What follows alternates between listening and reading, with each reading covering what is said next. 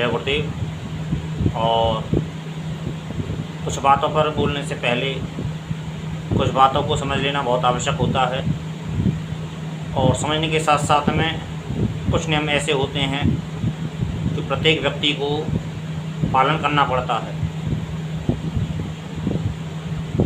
कई बार बीच बीच में हमारे शास्त्रों से कहीं कोई बात उठाकर वो किसी और तरीके से पेश कर दी जाती है।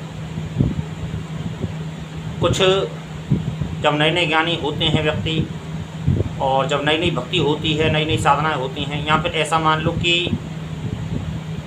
चलते चलते व्यक्ति कभी कामयाब हो जाता है या फिर कामयाबी पाना चाहता है, तो कामयाबी पाने के साथ साथ में कुछ व्यक्ति ऐसी घटनाएं घटित होती हैं जीवन में। कभी कभी ऐसा भी होता है व्यक्ति के अंदर, हम भक्ति करें, पूजा पाठ करें, कोई या फिर कोई पाठ अनुष्ठान कोई भी करें, तो उसके साथ में हमारे अंदर अहंकार की उत्पत्ति होती है, और कि अहंकार की उत्पत्ति के साथ साथ में अहंकार की निवृत्ति करना बहुत आवश्यक होता है। क्योंकि अहंकार एक ऐसी चीज़ होती है जो व्यक्ति को ऊंचे पद से गिराती है, और कभी कभी व्यक्ति को बहुत नीचा भी देखना पड़ता है। बहुत सी चीज़ें ऐसी होती हैं, यदि कोई वर्षों से हमारे बड़े बड़े ज्ञानी कुछ बात कहते आ रहे हैं, जिनको हम ज्ञानी मानते हैं, हमारा समाज पूरा भारतवर्ष जिनको ज्ञानी मानता है, भारत से जो बाहर हैं वो भी ज्ञानी मानते हैं, और वो भी उसी तत्व को बोल रहे हैं जो तत्व सही तत्व है। जगतगुरु कृपालु महाराज एक शास्त्रों के, उपनिषदों के और पुराणों के और श्रीमद् भागवत सभी उन्होंने एक तरीके से कुछ भी कह लो कंठस्थ है, या फिर कोई विद्या है, या फिर कोई वशीकरण है, कुछ भी कह लो, कहने को तो कुछ भी नाम दे सकते हो आप। नाम देना एक अलग चीज़ होती है, लेकिन सत्य को समझना और सत्य को समझने के साथ साथ में सत्य को मान लेना, उसको मान लेने में ही भलाई है। यदि हमारे बड़े बुजुर्ग कुछ तजुर्बे से कहते हैं, तजुर्बे से कुछ बात कहते हैं, तो हमें उन बातों को मान लेने में हमारी भलाई होती है, हम कष्ट से बच जाते हैं। हमें उस चीज़ को चिंतन करना चाहिए, मनन करना चाहिए, उस बात का अनुसरण करने के साथ साथ प्रैक्टिकली जो विज्ञान है हमें वो करना चाहिए। हमारे बीच में शास्त्रों को इस तरीके से कुरेदा जाता है और इस तरीके से कोई तथ्य पेश किया जाता है। अभी प्रदीप मिश्रा जी ने यही वाक्य कहा कि राधा तत्व, जो राधा हैं वो किसी और की पत्नी थी, और किसी और की पत्नी के साथ साथ में कुछ मैं ज़्यादा गौर नहीं करता, मैं केवल मुख्य, वो लोग आप सोशल मीडिया पे देख सकते हैं, वो वीडियो वायरल होते हैं और अक्सर होते रहते हैं। तो उन्होंने यह कहा था कि ना तो राधा बरसाने की हैं और ना ही राधा का कृष्ण के साथ में विवाह हुआ था। उनका विवाह भी किसी और के साथ में हुआ था, और उनकी उत्पत्ति भी कहीं और से थी। हो सकता है किसी से कहीं से उन्होंने कोई ग्रंथ पढ़ा हो। ग्रंथ पढ़ने के साथ साथ में यदि, लेकिन कुछ बातें प्रथा, कुछ जो बातें हैं वो शुरू से चली आ रही हैं।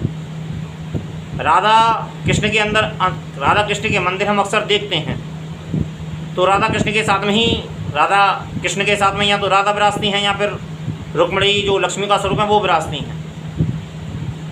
और सभी शक्ति हैं, जैसे भगवान शिव और श्री कृष्ण परम तत्व हैं, उसी तरीके से जो रुक्मिणी, राधा, माता पार्वती, माता सरस्वती, तो ये शक्ति तत्व हैं। अब जगतगुरु कृपालु महाराज ने जो राधा कृष्ण की व्याख्या की है, वो कौन सी व्याख्या है? उन्होंने जो राधा तत्व की व्याख्या की है, वो श्री श्री राधे राधे बोलते हैं, वो कौन सी राधे को बोलते हैं? या फिर ब्रह्मा जी ने जिस राधा कृष्ण का विवाह कराया था, वो कौन से राधा कृष्ण हैं?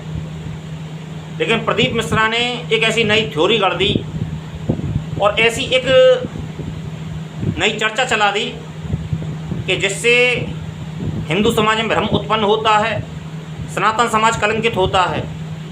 और सनातन समाज कलंकित होने के साथ साथ में पता नहीं स्वार्थ है, अहंकार है कि विद्या की प्राप्ति का एक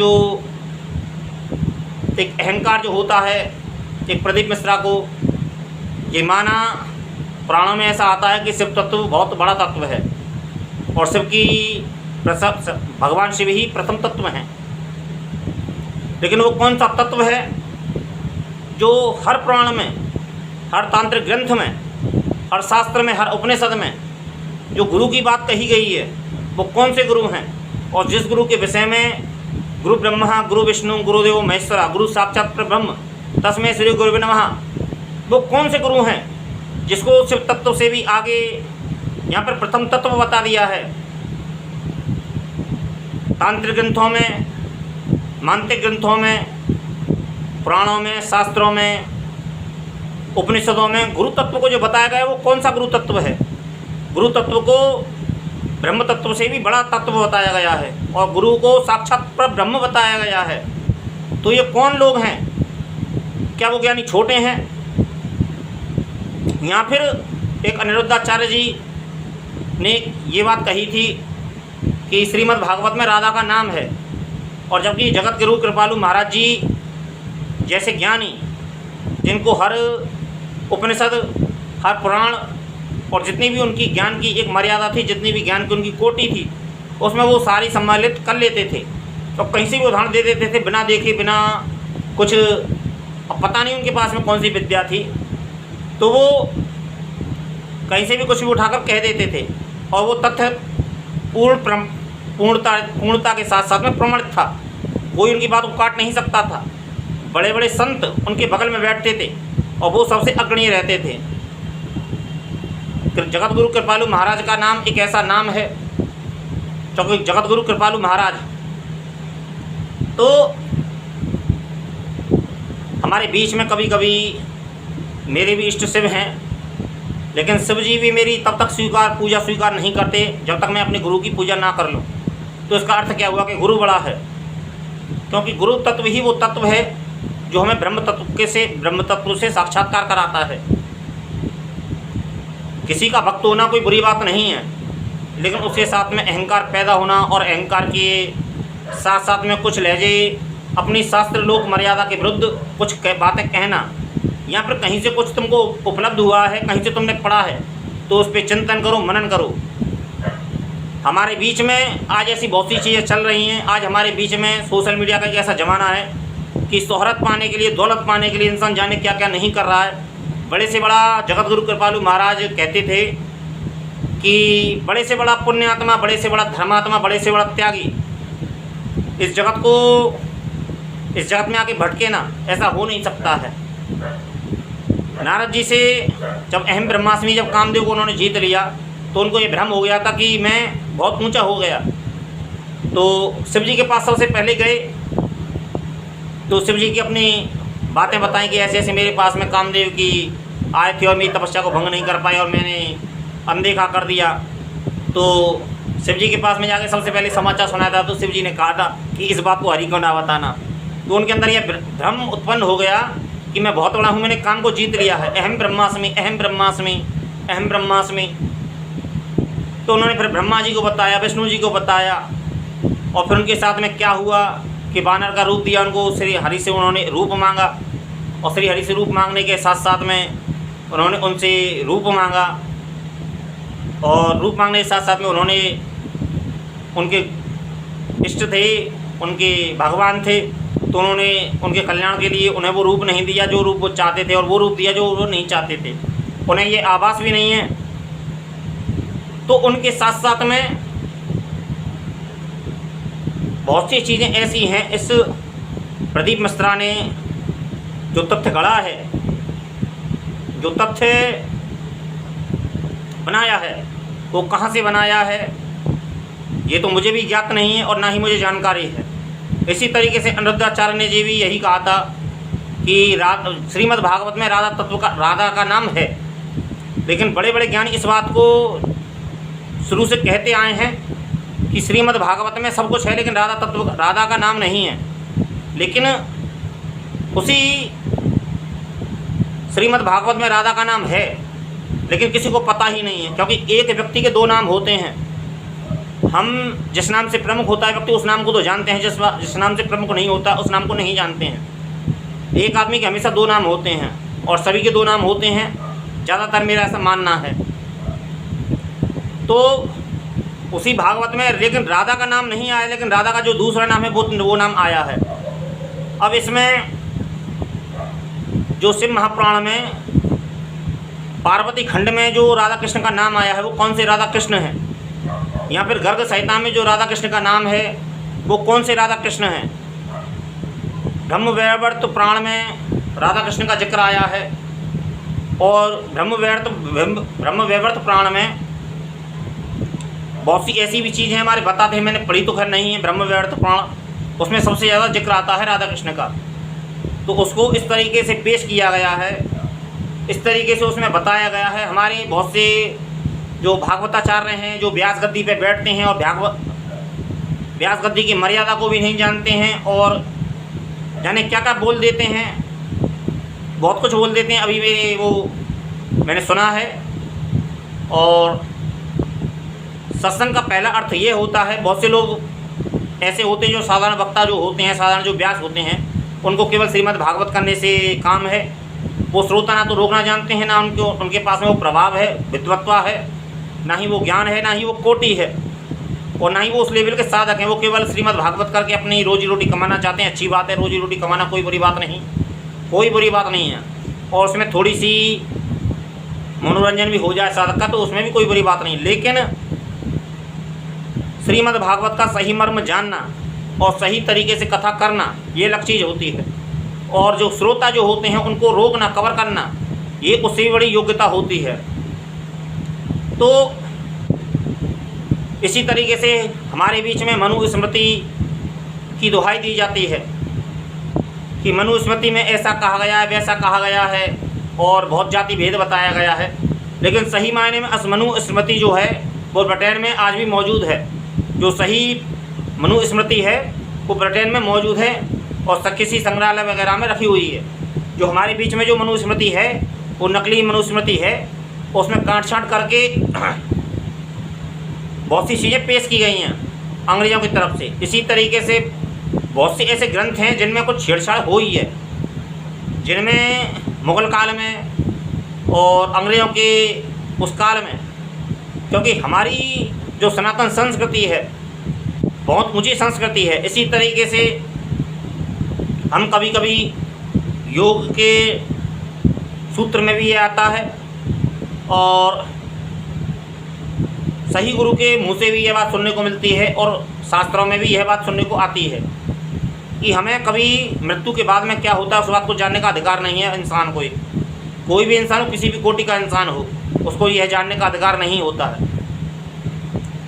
और दूसरी बात कि जो पति पत्नी होते हैं या फिर प्रेमी प्रेमिका होते हैं या फिर कोई भी तत्व जो होते हैं, तो उनको जो उनके अंतरंग जो एकांत में जो बातचीत होती है या फिर कुछ भी होता है उस चीज़ को हमें जानने का अधिकार नहीं है। कोई भी हो A to Z, कितना ही बड़ा ज्ञानी हो, उसको अधिकार नहीं है जगत में। कोई भी A to Z किसी को भी ये अधिकार नहीं है कि एकांत में वो लोग क्या करते हैं, और उसके बाद में हमको हमारे पास में कितनी बड़ी पावर है, कितनी बड़ी शक्ति है, हमको देखने का अधिकार नहीं है। और ना ही मृत्यु के बाद में क्या होता है व्यक्ति के साथ में यह देखने का अधिकार है, कितना ही बड़ा ज्ञानी हो। तो ऐसी बहुत सी चीज़ें हैं हमारे बीच में कि बहुत सी चीज़ें गलत तरीके से पेश की जाती हैं। जब रामचरितमानस में राम जी अब सभी जातियों को एक कर रहे थे, उसमें धोबी का भी नाम आया है, और उसमें मला का भी नाम आया है जो केवट जो होते हैं, और उसमें बानरों का भी नाम आता है, और सबरी माता जो थी उनका भी नाम आया है, और जितने भी कि सब समाज एक है, भगवान एक मानता है सबको। तो एक मानने के साथ साथ में उनको इकट्ठा करता है, अपने दृष्टांत अपना उदाहरण पेश करता है। इसी तरीके से झारपीर गोगा जी के चित्र में चमार का नाम आता है, भंगी का नाम आता है, और भी नाम आते हैं। तो कौन से लोग हैं जो समाज को एकत्र करते हैं, और बहुत से लोग अपने आप को ऊंचा कहते हैं। ऐसा कहा गया है कि ब्राह्मण सर्वश्रेष्ठ है, सही बात है, ब्राह्मण सर्वश्रेष्ठ है, लेकिन ब्राह्मण का गुरु कौन है? ब्राह्मण का गुरु सन्यासी है। तो ऐसा क्यों? यदि ब्राह्मण ही सर्वश्रेष्ठ है तो उसका गुरु सन्यासी क्यों? तो इसका मतलब ये हुआ कि सन्यासी उससे भी ज़्यादा श्रेष्ठ है। लेकिन नहीं, ये बात एक कायदा है, एक कानून है जगत में कुछ चीज़ों को पेश करने का, कुछ चीज़ों को हर किसी को किसी ना किसी के आगे सिर झुकाना पड़ता है। और सिर झुकाना कोई छोटी बात नहीं होती, सिर झुकाना बड़ी बात होती है। लेकिन कुछ लोग सिर झुकाने में बेइज्जती का महसूस करते हैं, बेइज्जती की आपत्तिजनक महसूस करते हैं। कुछ लोग मतलब बड़ा बनना चाहते हैं। बड़े बनने के साथ साथ में सबसे पहले आदमी को इस मर्यादा का ज्ञान रखना चाहिए कि उसको छोटा बनना पड़ता है। यहाँ हर किसी को किसी ना किसी के आगे सर झुकाना पड़ता है, हर किसी को। शिव तत्व बहुत बड़ा तत्व है और शिव का भक्त होने के साथ साथ में जो हरि के आगे जो प्राणों में पेश किया गया है या फिर जो हमारे शरीरों में पेश किया गया है कि जब हरि से काम पड़ा तो हरि के आगे प्रणाम किया शिव जी ने, ब्रह्मा जी ने प्रणाम किया कि हरि जी आपकी आवश्यकता है भाई और आपको यह कार्य करना पड़ेगा। तो कौन से शिव जी हैं जो हरि के आगे प्रणाम करते हैं, या फिर वो जो कौन से हरि हैं जो शिव जी को प्रणाम करते हैं? इन तथ्यों को समझना और इन तथ्यों को जानना। शिव जी बहुत बड़े हैं, ये बात एक अलग है, लेकिन शिव जी के साथ साथ में और भी कुछ इस जगत में है। और 3 तत्व अनादि हैं, जीव ब्रह्म माया। लेकिन कुछ लोग अपने आप को दौलत कमाना, इज्जत कमाना, ज्ञान कमाना कोई बुरी बात नहीं है, लेकिन अपने सनातन की मर्यादा को रखना। जिस तरीके से राधा कृष्ण का बहुत से जो लोग नहीं जानते हैं, राधा कृष्ण के चरित्र को किस तरीके से पेश करते हैं और कृष्ण के चरित्र को कौन किस तरीके से पेश करते हैं कि वो तो लड़कियों का कपड़ा उठाता है और चोरी करता है और वो छिंडेबाज है, जाने क्या क्या नहीं कहते हैं। जबकि वास्तविकता में कृष्ण ने जब चीरहरण किया था तो उसका अर्थ क्या था, उसकी लीला का क्या महत्व था, या फिर उस बात का अर्थ क्या था कि यदि हम किसी भी सरोवर में या फिर नदी में या फिर कहीं भी नहाएं तो हमको निर्वस्त्र होकर नहीं नहाना चाहिए। यही अर्थ था उसका कि ये वरुण देवता का अपमान होता है। लेकिन उस तरीके से किस तरीके से पेश किया गया, राधा कृष्ण के चरित्रों को किस तरीके से पेश किया गया। और हम में हमारी ये कमजोरी है कि हम उन बातों को मान भी लेते हैं और विरोध भी नहीं करते हैं, और उन तथ्यों को मानने के साथ साथ में, क्योंकि सनातन के अंदर एक कमजोरी है और सनातन के जो दुश्मन है वो स्वयं के दुश्मन, जो हमारे ही अपने परिवार के दुश्मन हैं। क्योंकि राम के जीवन में परिवार की ही उसकी माता जो सगी जो माता थी केकई और जो मंथरा थी वो दुश्मन बनी। पांडवों के अब उसका ही भाई दुश्मन बना, रावण का दुश्मन उसी का भाई बना। ये एक ऐसी सनातन के अंदर एक ऐसी पता नहीं जाने क्या एक अलग चीज़ है कि सनातन श्रेष्ठ होने के साथ साथ में सनातन कहीं ना कहीं से कमज़ोर भी है। और इसे कमज़ोर बनाते हैं अपने लोग, जो ना तो उन्हें ज्ञान से कोई मतलब नहीं, उन्हें दौलत से मतलब है, कुछ लोगों को दौलत से मतलब है, कुछ लोगों को इज्जत से मतलब है, कुछ लोगों को चापलूसी से मतलब है। तो बहुत सी ऐसी बातें हैं, बहुत से ऐसे तथ्य हैं जो भी जानने बहुत योग्य हैं, जानने विशेष हैं, लेकिन कुछ लोग पता नहीं जाने क्या सोचते हैं, क्या समझते हैं और क्या समझाना चाहते हैं। और लेकिन इतना मेरी समझ में आता है कि शिव तत्व से भी बड़ा कोई तत्व है, क्योंकि मेरी पूजा स्वयं शिव जी स्वीकार नहीं करते हैं, क्योंकि शिव जी सबसे बड़े हैं। मैं भी शिव महापुराण का अध्ययन किया है, शिव महापुराण में राधा कृष्ण का नाम आया है और शिव जी मेरे इष्ट हैं। लेकिन उससे भी पहले मैं जब तक गुरु जी की पूजा नहीं करता हूँ, शिव जी मेरी पूजा को स्वीकार नहीं करते हैं। तो इसका अर्थ यह होता है कि गुरु तत्व से बड़ा कोई तत्व नहीं है, और गुरु ही प्रथम तत्व गुरु ही है। सबके विषय में बहुत कहा गया है, लेकिन गुरु के विषय में बहुत कम कहा गया है। जय गुरुदेव, जय गुरुदेव, जय गुरुदेव।